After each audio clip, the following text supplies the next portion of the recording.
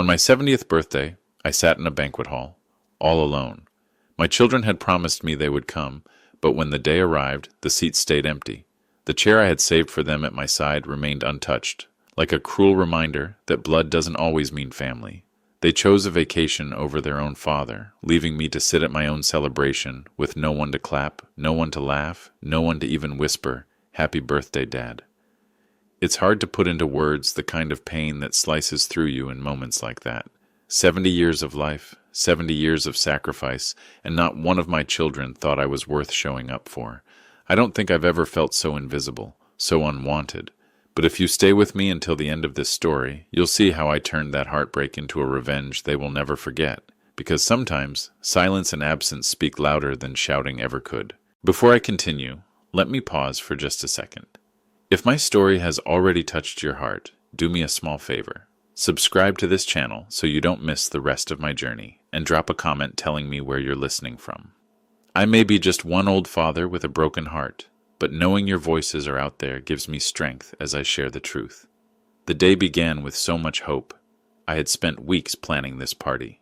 I booked a hall big enough for laughter to echo across the room. I decorated it with balloons in the colors my children used to love when they were little. I ordered food, their favorite dishes, the ones their mother used to cook on special nights. I wanted it to feel like family, like home. I wanted it to remind them that no matter how old we get, a father's love doesn't fade. I even reserved a seat of honor at the center table, right beside me, imagining one of my children sitting there, holding my hand, smiling proudly. I thought we would share stories, take pictures, maybe even cry a little about how far we had come as a family. But as I looked around that wide, decorated hall, the only thing that filled the air was silence. And as the clock ticked past the hour, I kept staring at the door, still believing they might walk through it at any moment. The minutes turned into hours, but I didn't stop glancing at the door. Every time it creaked open and a waiter slipped through, my heart jumped, hoping it was them. I kept looking at my watch, convincing myself that maybe they were just late, maybe traffic was heavy, maybe they were planning a surprise. After all, hadn't they promised me? "We wouldn't miss it, Dad." Those words replayed in my head, sharp as glass, cutting deeper with each passing minute. The food sat untouched on the tables, platters of their favorite meals, growing colder by the second. I had chosen everything with care. The roasted chicken my eldest always devoured, the creamy pasta my youngest loved when she was still in school. Each dish wasn't just food.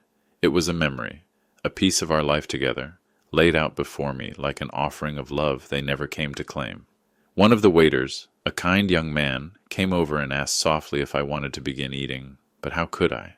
How could I take the first bite when the seats around me were still empty? I smiled at him weakly and shook my head. "They'll be here soon," I whispered, more to myself than to him, because I believed it. I had to believe it. I watched families at other tables celebrating birthdays, anniversaries, milestones. Laughter echoed around the hall, but none of it belonged to me. My table looked like an island, full of lights, food, and color, but no life. My heart thudded with every cheer from across the room, reminding me of the silence that surrounded me. Maybe you felt it too, that sting when the people you love most show you how little you matter to them. If you have, then you know the kind of fire it lights inside. It's not just sadness, it's a betrayal that digs into your bones. And in moments like that, you don't forget. You never forget. The candles on the cake flickered, almost mocking me as they melted down. I kept telling myself, any second now, they'll walk through the door. They have to. But the door never opened. The hall grew quieter, and still, I sat there, clutching my phone, praying for a call, a text, anything. And then, my phone finally buzzed. For one brief moment, my heart leapt with joy. But when I opened it, what I saw shattered me in ways I cannot begin to explain. My hands trembled as I reached for my phone, hoping to see words like, "We're on our way, Dad," or maybe even an apology. But instead, it was a picture. My children, all of them, together on a beach, sunglasses, wide smiles, drinks raised high against the sunlight. Their caption read, "Family time, finally, much needed vacation." Family time. Those words struck me like a knife. They were together, laughing, celebrating, but not with me. Not with the man who had given everything so they could stand on their own feet.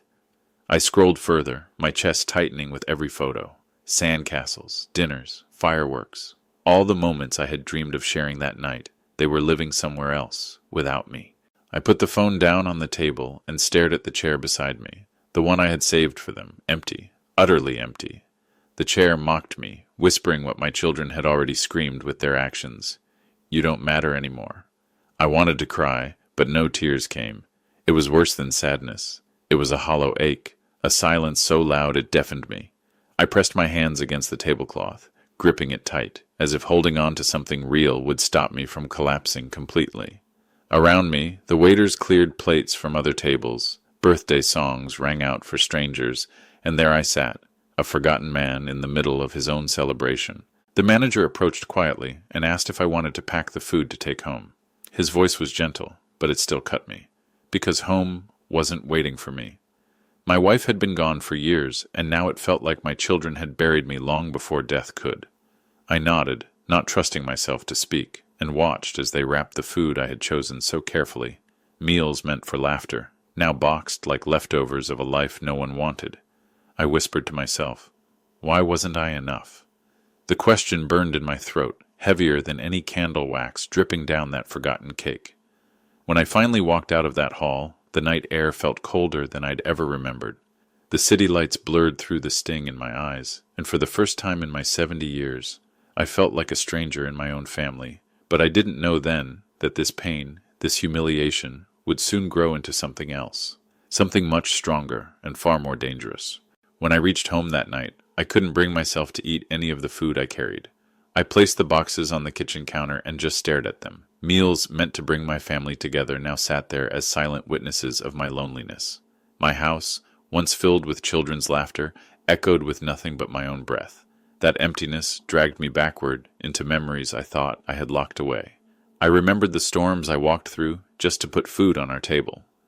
Nights when the rain soaked through my clothes as I trudged to my second job, because one paycheck was never enough to cover their school supplies, their uniforms, their doctor visits.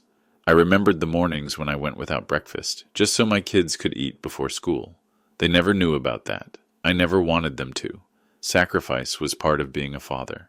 There were winters when the heater barely worked, but I wrapped them in blankets and told them it was an adventure, while I shivered through the night so they wouldn't notice I was freezing. I worked double shifts, missed my own health appointments, and pawned off my dreams, piece by piece, because their dreams mattered more. That was my definition of love, giving, even when nothing was left to give. I thought of their birthdays, how I'd scraped together enough money to buy them cakes, balloons, little gifts. Sometimes I wrapped toys in newspaper because I couldn't afford wrapping paper, but their eyes lit up all the same, and in those moments I felt rich. I thought it meant something. I thought it proved that love leaves an imprint that never fades. But standing in my quiet kitchen, surrounded by shadows of a life I had built, I realized something terrible. Those sacrifices, they had been invisible to them. My children had grown up, and all they remembered was their own comfort, their own desires. The countless nights I spent working, the meals I skipped, the backaches, the calloused hands, it all disappeared in their memory, like it never existed. And now, on the day I needed them most, they chose sand and sunshine over the man who gave them everything. That was the night I finally admitted a truth I had been avoiding for years. Love, no matter how deep, does not guarantee loyalty. And yet, even as the bitterness spread in my chest, another feeling began to take root. A quiet strength, a fire that whispered, "This isn't the end, not yet." That night, I carried the food boxes into the dining room and placed them on the table, but I couldn't bring myself to open even one. The silence of the house pressed down on me, heavier than any weight I had ever carried. I pulled out the chair at the head of the table and sat there, my body slumped forward, staring at the empty seats that once overflowed with noise and chaos when the children were young. My eyes drifted to the framed photograph of my late wife sitting on the cabinet nearby. She was smiling, holding our youngest in her arms, her eyes full of the warmth that had always kept this house alive. I reached for the photo with trembling hands and held it close. "They didn't come," I whispered. My voice cracked like dry wood snapping in a fire. 70 years on this earth, and they couldn't give me one night. I spoke to her like she was still there, listening. Do you remember all the birthdays we planned together? How you'd bake the cake while I strung up the decorations? How we'd laugh because the balloons never stayed where we wanted them? We did it all for them. Everything was for them. My throat tightened as the memories washed over me, sweet and painful all at once. But tonight, they chose the beach instead of their father. They chose each other without me. I leaned back in the chair and closed my eyes. For a moment, I could almost hear her voice. She used to tell me, family is about presence, not just blood. Never forget that. At the time, I didn't fully understand, but sitting there, clutching her picture, I felt the truth of her words dig into me like never before. I turned the photograph so she was facing the empty chair beside me. That chair was supposed to be for them, I told her softly. But maybe it was always meant to be empty. Maybe it was meant to remind me that love is not guaranteed, even from your own children. The night grew colder, and the house seemed to creak with loneliness. I set her photo on the table, across from me, like she was keeping me company. Together, we stared at that empty chair, and in that silence, a vow began to form in my heart. If my children had forgotten the meaning of love, then I would remind them, not with words, not with anger, but with something they would never be able to ignore. A few days passed before my phone finally rang. It was my eldest. For a split second, my heart foolishly leapt, hoping for an apology, maybe even some guilt. But when I answered, her voice was bright, casual, almost careless. "Hey, Dad, how are you? We just got back. The trip was amazing. You should have seen the water, crystal clear." Her words spilled out like sunshine, but all I could hear was the echo of my lonely birthday hall. She didn't mention the day, not once. No, sorry we missed it, no happy birthday, just stories about cocktails and sand. I forced myself to hum in response, a sound that was neither agreement nor joy. Soon another call came, my son this time. "Dad, man, you'd love the food over there. Fresh seafood, amazing buffets. We had the time of our lives." His laughter rang out, easy and carefree. Again, not a single mention of the night that had left me broken. I sat there listening, gripping the phone so tightly I thought it might crack. I wanted to scream, to ask them if they remembered what day it had been, to demand how they could abandon me. But the words stayed buried in my throat because I knew their answers already. They would shrug it off, blame being busy, say it wasn't a big deal. And I couldn't bear to hear those excuses. So instead, I stayed silent. I let them talk, their voices a cruel soundtrack to my emptiness. Then it happened. A slip they didn't realize. They thought they had muted the call, but they hadn't. Through the line, I heard them laughing together. My daughter's voice. "Can you believe how Dad probably sat there waiting? He's so dramatic sometimes." My son chuckled. "Yeah, but come on. It's not like 70 is even a big milestone. We'll make it up to him later. He'll forget." Forget. That one word burned hotter than fire. They thought I'd forget sitting alone in that hall. They thought I'd forget 70 years of sacrifice erased by their absence, number I wouldn't forget, and I wouldn't forgive. I hung up the phone, my hand trembling. The laughter still echoed in my ears long after the call ended, and that was the moment I felt it, the first true spark of something dangerous. A spark that whispered, "They may have dismissed you, but they will remember this mistake. One day they will regret it." In the weeks that followed, I noticed something strange. The very people who owed me nothing, my neighbors, old friends, even acquaintances from town, showed me more kindness than my own children ever did. Mrs. Patel from next door knocked on my door one evening with a bowl of soup. "You live alone. You shouldn't cook every day," she said kindly. A retired friend from work dropped by to check on me, asking if I needed anything from the store. Even the young paper boy paused one morning to ask, "Sir, are you okay? You look lonely." Their gestures were small, almost ordinary, but to me, they were a lifeline. Each one reminded me that compassion still existed in the world, even if my own blood had abandoned me. I thought about how ironic it was. Strangers saw my pain, while my children laughed about it. I started going for short walks in the evenings. The air was cooler, the streets quieter, and I found peace in the simple greetings from people I barely knew. "Good evening. Lovely night, isn't it?" These little exchanges carried more warmth than the hollow calls from my children. It was humbling, and it was infuriating, because every smile from a stranger reminded me of the smiles my children withheld. Every kind word from neighbors echoed louder than the silence of my family. And deep inside, I felt something shifting. I began asking myself questions I had never dared to before. If strangers could show me care, why did my own children choose neglect? Why should I keep giving to those who give me nothing? One evening, I sat on the porch, watching the sun dip behind the rooftops. The sky was painted in gold and crimson, beautiful and fleeting, and it hit me. Life is short. Shorter than I had ever admitted. I couldn't afford to waste whatever time I had left waiting for love that would never come. A thought began to take shape in my mind, quiet but firm. Maybe, just maybe, my children didn't deserve the rewards I had worked for all my life. Maybe they had already chosen their inheritance, beaches, drinks, and laughter at my expense. And if that was the case, then I was free to choose differently too. That night, as the streetlights flickered on and the world grew still, I felt it for the first time, the seed of an idea. A dangerous, liberating idea that whispered, your love, your sacrifices, your legacy, it doesn't have to go to them. Not long after, the pattern became impossible to ignore. My phone would stay silent for days, sometimes weeks. But whenever it finally did ring, it was never for me. It was never, "How are you, Dad?" Or, "We missed you." No, it was always a request. One evening, my middle daughter called, her voice sweet but rushed. "Dad, listen. Could you help us out a little this month? The bills piled up and we're just a bit short. We'll pay you back soon." She said it so casually, as if I were nothing more than a walking bank account. I wanted to ask her why she didn't have time to even call me on my birthday, but I bit my tongue. I simply said, "I'll think about it." Another time, my son came over. He didn't sit to talk or share a meal. He just placed his toddler in my lap, muttered, "We'll be back in a few hours," and left before I could even respond. Babysitting wasn't the problem. I adored my grandchildren.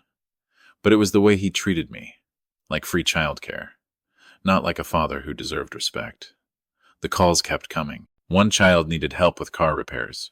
Another needed advice on paperwork, but hung up as soon as she got the answers. Not one of them stayed long enough to ask how I was holding up, whether I was eating well, whether the nights felt lonely. They took, and I gave not because they deserved it, but because part of me still hoped they'd wake up one day and see me, truly see me. But slowly, the hope faded. With each request, each transaction disguised as conversation, I felt myself harden. They had shown me exactly what I meant to them, a convenience, not a father. And as they revealed their greed and carelessness, my idea from those lonely evenings began to sharpen into something clear, almost beautiful. I realized I didn't need to confront them yet, not now. Let them think I was still their safety net, their solution when life got hard. Let them call with fake voices and shallow words. I would nod. I would smile. I would even agree to help. Because the sweetest revenge isn't rushed. It's served when they least expect it, when their hands are stretched out, confident they'll be filled only to close around nothing. And so, I played along. I listened. I pretended. But deep inside, I was already making plans. Plans that would ensure the next time they came to me asking for help, their world would crumble. That night, after another shallow phone call from my children, I fell asleep in my chair, too tired to even climb into bed. Sleep took me quickly, but it was not a restful sleep. I dreamed of her, my wife. She stood in the kitchen the way she always had, flour on her hands, the smell of fresh bread filling the air. Her smile was warm, the kind of smile that could quiet every storm inside me. In the dream, she looked at me, her eyes filled with something between sorrow and strength. "You've carried them your whole life," she said softly. Her voice was calm, but it carried weight, the kind of truth that cannot be ignored. But love is not meant to be wasted on those who throw it away. I tried to speak, my throat tightening. They left me. On my birthday, I sat alone. My voice cracked, even in the dream. Tears rolled down my cheeks, real or imagined. I couldn't tell. She stepped closer, touching my face with hands that felt as warm as they always had. "You gave everything, and that was enough. But now, it's time to give differently. Not to them, but to the world. To those who will honor it. To those who will carry our love forward." Her words pierced through me like lightning. I wanted to argue, to defend the children, but no excuses came. Because deep down, I knew she was right. They had already chosen who they were. They had chosen to leave me in silence, and now it was my turn to choose. I reached for her hand, desperate to keep her near. "What should I do?" I asked. She leaned in, whispering, "Honor me. Honor us. Do what we always dreamed of. Make sure others get what we never had. Let your love be remembered, not your loneliness." And then, just as quickly as she appeared, she was gone. The kitchen faded, the warmth disappeared, and I woke with a gasp in the dark, clutching the armrest of my chair. My cheeks were wet with tears. But I didn't feel weak. I didn't feel broken. For the first time in years, I felt clear. The path was right in front of me. That was the night I knew exactly what I had to do. The night the fire inside me turned into purpose. The night my revenge began to take form. The next morning, I woke with a clarity I hadn't felt in years. The weight of betrayal was still there, but it no longer crushed me. Instead, it fueled me. My wife's words from the dream echoed in my head. Honor me. Honor us. Let your love be remembered, not your loneliness. I showered, shaved, dressed neatly, and walked into town with a steadiness in my step that surprised even me. I didn't tell my children where I was going. In fact, I didn't tell anyone. For the first time in a long time, I was keeping something just for myself. My first stop was a lawyer's office, an old friend who had helped me with paperwork years ago. He raised an eyebrow when he saw me. "It's been a while," he said. I smiled faintly. "Yes, but I need your help again. Something important." We sat down, and for hours, I explained exactly what I wanted. Not just a will, but a plan. A way to make sure that the years of sweat, labor, and sacrifice I had poured into my savings would not fall into the hands of children who had abandoned me. I wanted every penny to go towards something meaningful, something my wife would have been proud of. The lawyer nodded as he took notes, his pen scratching steadily across the page. "You're sure about this?" he asked. "It's a big step, cutting your own family out." I met his gaze. "They cut me out first, on the night that mattered most. This isn't cruelty. This is justice." From there, I spoke to financial advisors, men and women who knew how to handle large sums with precision. I explained where the money would go, how it would be managed, and what name it would carry. My wife's name, her legacy. If my children had chosen to erase me, then I would choose to immortalize her. Each meeting, each signed paper, each handshake felt like laying bricks in a wall that would protect my heart from further harm and shield my love from being wasted. My children thought I was still the same old man, sitting by the phone, waiting for their calls. They had no idea that behind closed doors, I was rewriting their future. That day, as I stepped out of the lawyer's office and into the cool air, I felt lighter. The seeds had been planted. As I walked home from the lawyer's office that evening, the air felt sharper, crisper, almost alive against my skin. I carried a sense of quiet satisfaction, but also a heavy responsibility. This wasn't just about punishing my children. It was about honoring the woman who had walked beside me through every storm of life. I sat down at my desk, pulling out an old photo album. Page after page showed her with our children, laughing, guiding, teaching. She had always been the heart of the family, the voice of reason when I was too harsh, the arms of comfort when the kids were scared. But more than anything, she had been a believer in education. I could still hear her voice saying, "If we can't give them riches, let's give them wisdom. Books never abandon you." She used to tutor neighborhood children for free, even when our own cupboards were nearly bare. She said knowledge was a gift that spread like fire, lighting other lives without ever dimming your own. It was her dream to see every child, no matter how poor, sit in a classroom with their head held high. And now, sitting there with her memory heavy in my chest, I knew exactly what to do. My revenge would not just be about denying my children what they expected, it would be about fulfilling the dream she had carried to her last breath. The next day, I returned to the lawyer's office, this time with details. "I want to create a scholarship fund," I said firmly, "in her name. It should go to children who have no one, who have been forgotten, just as I was forgotten. It should cover not just tuition, but books, supplies, everything. I don't want them to struggle the way we did." The lawyer leaned back, surprised but impressed. "That's remarkable," he said. "It'll take planning, but it can be done." I nodded. Do it. Every cent of my savings, every asset I've built, funnel it into that fund. I want her name to live on long after I'm gone. As I signed the first set of documents, my hand didn't shake. For the first time since that wretched birthday, I felt peace. This was bigger than me. Bigger than revenge. This was justice. Yes, but it was also love. A love that my children had chosen to ignore. But strangers, young students yet to be born, would carry forward. And in that moment, I realized, sometimes the sweetest revenge is giving your love to the world, instead of to those who waste it. While I was busy signing papers and laying the foundation for the scholarship, my children were too busy flaunting their lives for the world to see. Every time I opened my phone, there it was. Another photo, another video, another post of their laughter echoing through places I had never even dreamed of visiting. My eldest daughter uploaded pictures of herself clinking glasses in expensive restaurants.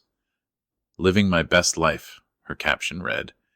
A glittering smile stretched across her face. My son filmed himself test driving cars far beyond his budget, bragging about engines and horsepower like he was destined to own one. My youngest, carefree and wild, posted videos dancing under neon lights, surrounded by friends, flashing designer bags on her arm, and I watched silently. They didn't even try to hide it from me. Perhaps they thought I wouldn't notice, or maybe they didn't care if I did. To them, I was just an old man, irrelevant, tucked away in the quiet corners of their lives. But every photo, every boastful caption, every moment of their careless indulgence only hardened my resolve. Because they had no idea that while they were out there spending money they didn't have, I was redirecting the money they thought would one day be theirs. They believed that no matter how recklessly they lived, their father would always be their safety net. A quiet man with savings tucked away, waiting to rescue them from their mistakes. They had no clue that the safety net was gone, transformed into something far more powerful. A legacy they would never touch. One evening, as I scrolled through yet another set of photos of them on vacation, lounging on sunbeds and sipping champagne, I couldn't help but laugh. Not the laugh of joy, but the laugh of a man who had already written the ending to a story no one else knew was unfolding. They thought they were untouchable, that their future was secure. They had no idea that the ground beneath them was already crumbling. It was a strange kind of peace, watching them from afar. I didn't need to scold them, didn't need to lecture them. Their arrogance was the perfect cover. They didn't see me moving quietly in the background, signing documents, moving funds, closing doors they hadn't even realized were open. And as I set the phone down that night, I thought to myself, they're celebrating today, but soon they'll learn what it feels like to lose everything they took for granted. It didn't take long for the cracks to show. Recklessness always comes with a price, and my children were no exception. Their vacations, their cars, their nights out, all of it was built on shaky ground. At first, the signs were subtle. A late bill here, a nervous laugh about money there. But soon, the desperation began to seep through their voices. My eldest daughter called one evening, her tone different this time. The confidence, the arrogance gone. Dad, she said, her voice low, we're struggling with the mortgage this month. Things just got tighter than expected. Could you maybe help out? She tried to make it sound casual, like she wasn't begging, but I heard the tremble underneath. Then my son called. Dad, the car payments are killing me. I thought I could handle it, but I can't. If you could just lend me a little to cover this month, I promise I'll pay you back. The same son who laughed at the thought of me waiting at that hall now stood on the edge of panic, reaching for the same hands he once shoved away. Even my youngest, the wild one, reached out. Dad, I maxed out my cards. Just until I get back on my feet, could you? Her voice trailed off, shame fighting with entitlement. I listened. I didn't interrupt, didn't scold, didn't remind them of my lonely birthday or the empty chair they had left behind. I simply listened, my silence heavy on the line. I could hear their breathing, quick and uneven, as if they were waiting for me to rescue them. Part of me wanted to laugh, but I didn't.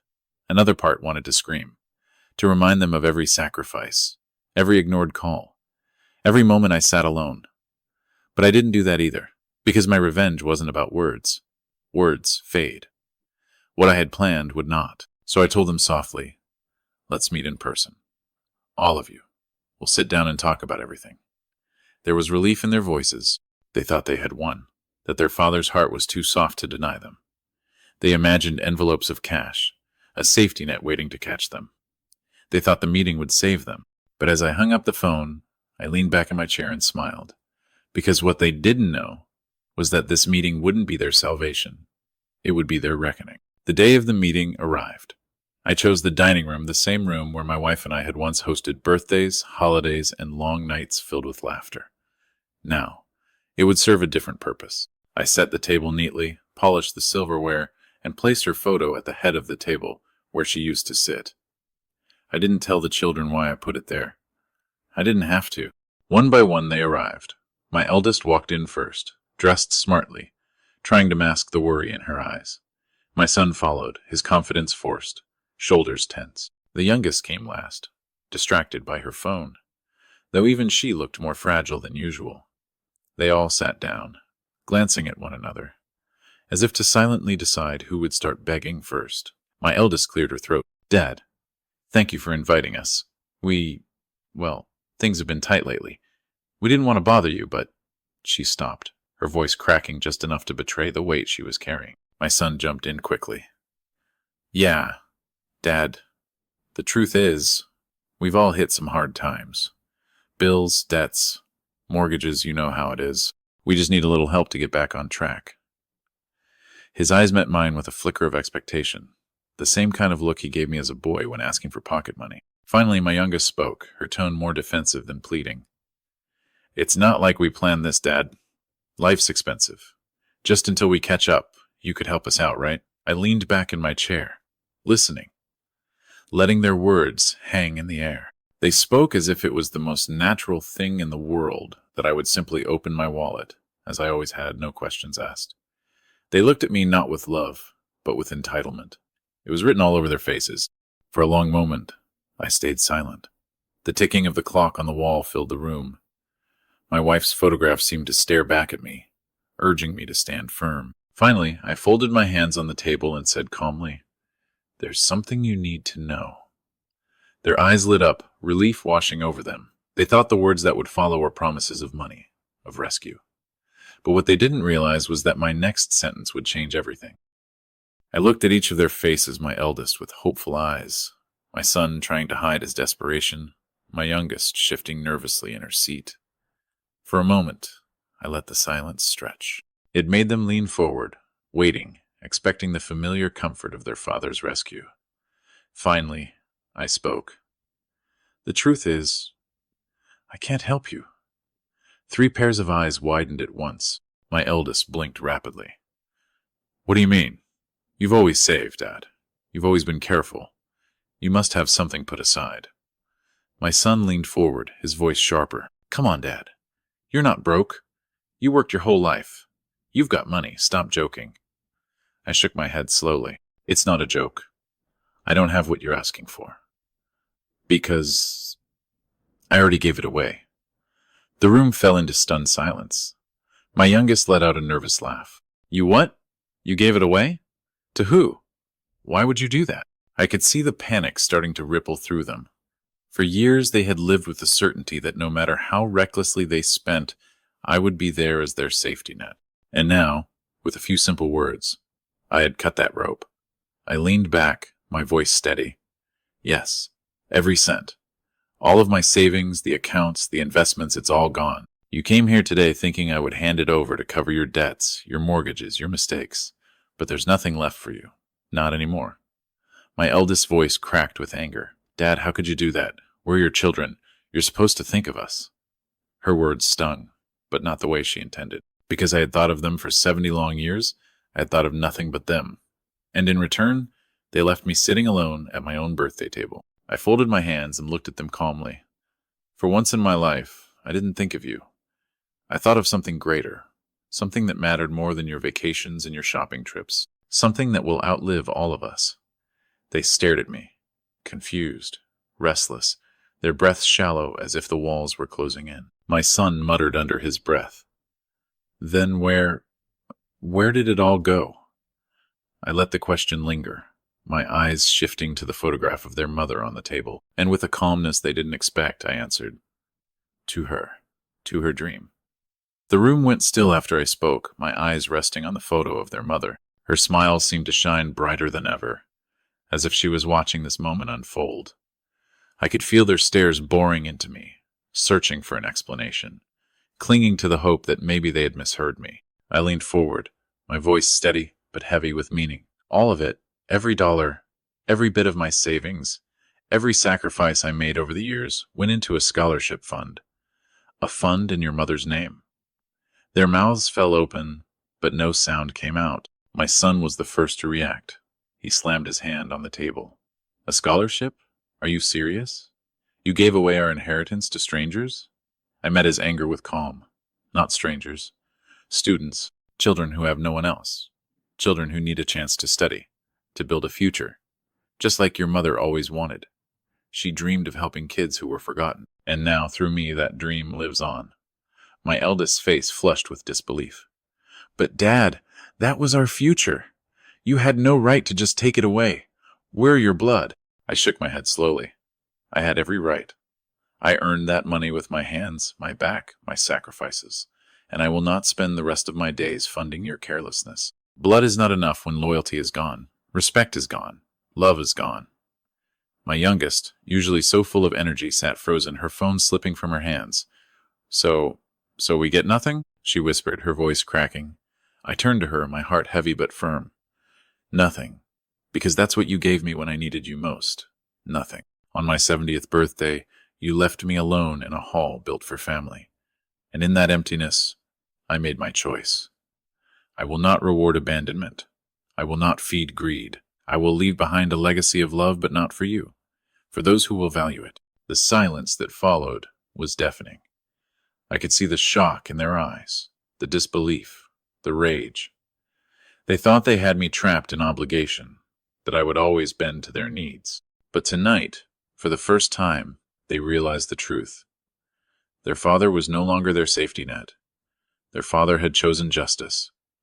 My son couldn't hold himself back any longer. His face turned red. His fists clenched tight against the table. "This is insane," he shouted. "You betrayed us, Dad. After everything, you betrayed your own children." His voice cracked as he hurled the words at me, desperate to wound, desperate to make me regret what I had done. But I didn't flinch. I didn't shout back. I simply looked at him, the way I used to when he was a boy throwing tantrums over toys he couldn't have. Only this time, the stakes were far greater. Finally, I spoke, my tone steady, low, but sharp as a blade. "No. You betrayed me long before I betrayed you." The room froze.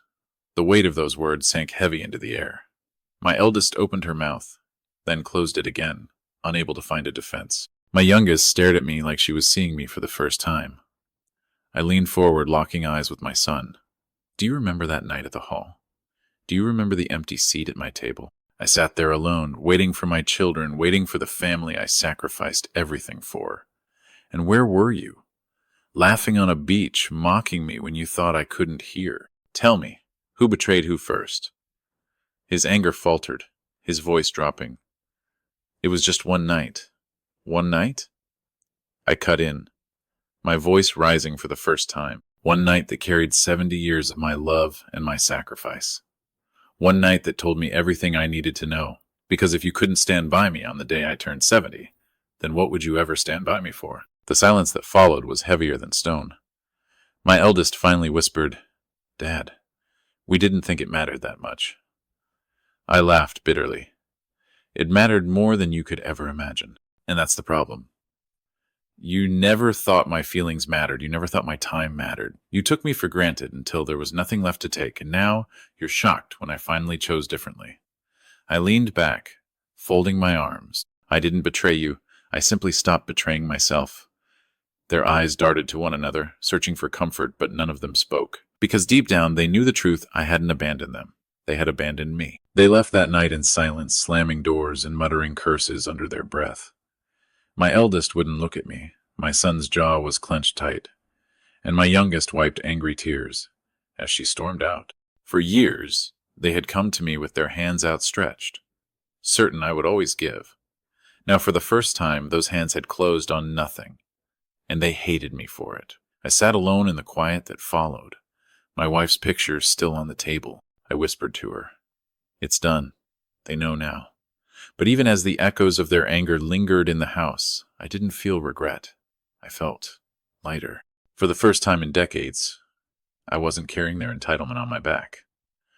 Weeks passed. My phone grew silent. No calls, no texts, no visits. My children had decided to punish me with their absence, but they didn't realize they were only giving me the peace I had longed for. I thought perhaps this was how the rest of my days would pass in quiet solitude, free from their demands. But then, something unexpected happened. One morning, as I sorted through the mail, I found a letter addressed to me. The handwriting was shaky, uncertain. I opened it carefully, and inside was a note from a young girl I had never met. Dear Sir, I don't know your name, but I know your wife's. I was chosen as one of the first students for the scholarship in her honor. Because of you, I can go to school without worrying about how to pay. My mother cried when we got the news. She said people like you are rare in this world. Thank you for believing in someone like me. I will carry your kindness with me forever. I sat there, reading her words over and over, my hands trembling. Tears blurred the page, but this time they weren't from sorrow. They were from something I thought I had lost the night of my birthday. Purpose. More letters came. Parents thanking me. Students promising to study hard. One even included a drawing of herself holding books, smiling wide, with my wife's name written at the top. In their gratitude, I found healing. Strangers saw me, valued me, honored the sacrifices my own children had thrown aside. And for the first time in so long, I felt like my love had found a home again. Word of the scholarship spread faster than I expected. At first, it was just a few letters, then handshakes from teachers who had heard about it, then a mention in the local paper. My wife's name was printed in bold on the headline. New Scholarship Fund offers hope to forgotten students. I clipped the article and placed it beside her photograph. For the first time in years, her smile from that frame felt alive again. Soon, neighbors began stopping me on the street. What you did was beautiful, one man said, shaking my hand firmly. Your wife would be proud. An old woman clasped my arm and whispered, You've given life back to children who had none. That's more valuable than any inheritance. Even the young cashier at the grocery store looked at me with wide eyes and said, Sir, I hope one day I can help people like you do. Each word was a balm on wounds that had cut deep for so long. Respect I had never asked for came pouring in, not from my own family, but from the world outside. People who had no blood ties to me treated me with the dignity my children had thrown away. Meanwhile, I heard whispers about my children. My eldest was struggling to keep her home, the bank threatening foreclosure. My son had to sell the car he once bragged about, his debts swallowing him whole. My youngest, once so carefree, now juggled 3 jobs, exhausted and bitter. I didn't gloat when I heard these things. No, I didn't need to. Their suffering was not my joy. But it was a lesson, a mirror reflecting the consequences of their choices. When they passed me in town, because eventually they had no choice but to cross paths, their eyes darted away. They couldn't meet my gaze. Perhaps it was shame. Perhaps it was rage. But I saw it clear as day. They knew. They knew the future they had counted on was gone, locked forever in the hands of strangers they would never meet. Yet, as they grew smaller in my life, the world around me grew bigger. I attended scholarship ceremonies, shaking the hands of bright young students who looked at me like I was a hero. I read letters aloud at community gatherings, voices cracking with gratitude, and slowly, a truth dawned on me. For the first time since my wife had passed, I didn't feel like I was carrying my life alone. One evening, after a scholarship ceremony where 3 young students had stood proudly to thank me, I returned home with a heart fuller than it had been in decades. The house, though still quiet, no longer felt hollow. It felt purposeful. I carried the memory of those students' smiles with me as I walked into the dining room, the same place where my children had once demanded and argued, and where they had heard the truth of my decision. I sat at the table, across from my wife's photograph, and for a long while I just stared at her face. Her smile seemed to hold secrets only I could hear. Finally, I spoke, my voice soft but steady. I did it. I honored you. The dream you always carried, it's alive now. Your name is being spoken in classrooms and homes and places we never imagined. They'll remember you, not for what you owned, but for what you gave.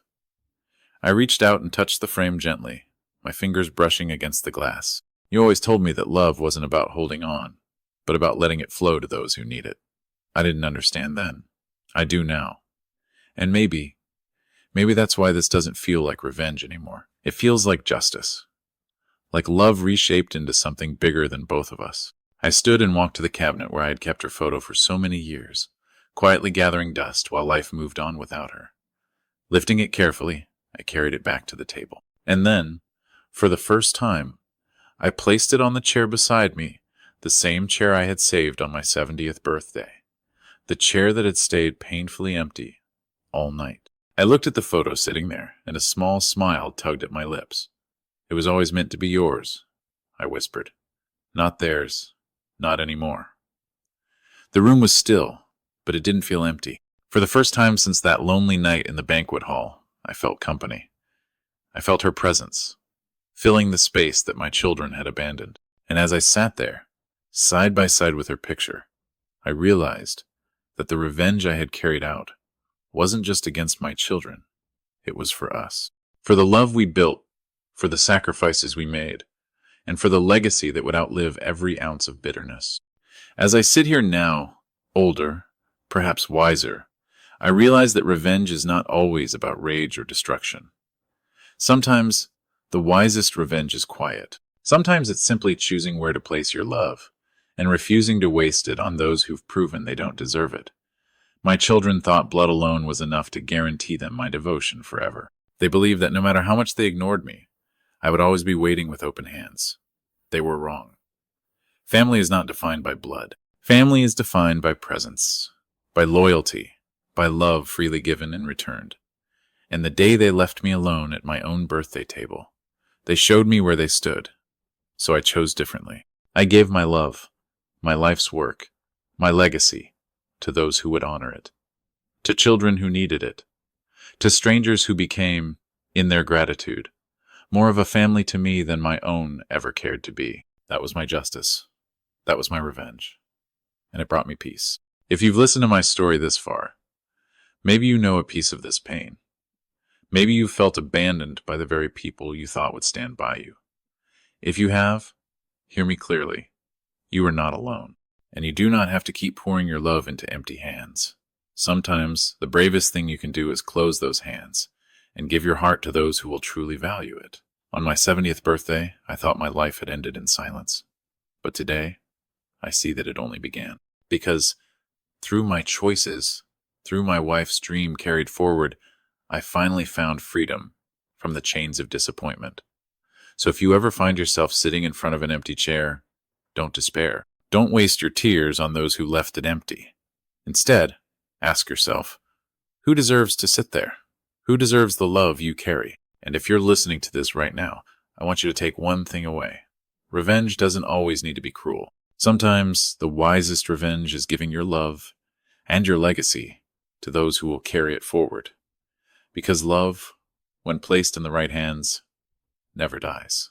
It grows, it multiplies, and it turns even the loneliest heart into something eternal.